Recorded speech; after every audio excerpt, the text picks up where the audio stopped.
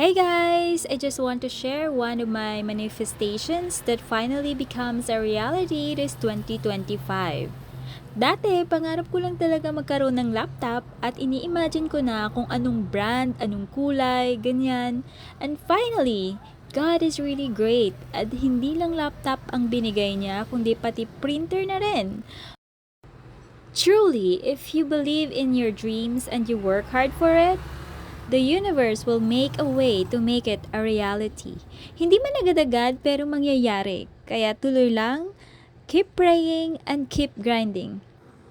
Pagdating nga sa bahay ay in-unbox na natin yung ating nabiling printer at saka itong laptop.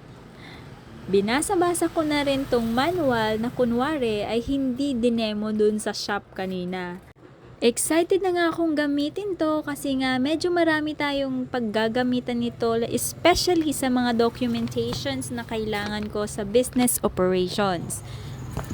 Kasi nga medyo marami-rami akong kailangang dapat i-print, marami akong dapat i-photocopy at mga i-research na mga bagay-bagay.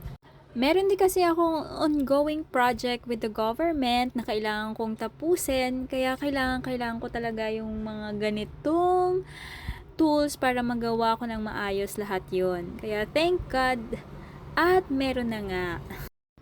Naway sa tulong nga ng mga tools na to ay mas mapapadali yung trabaho ko at mas marami akong matapos na trabaho. Thank you so much at hoping for more manifestations becomes a reality in the future. Bye-bye!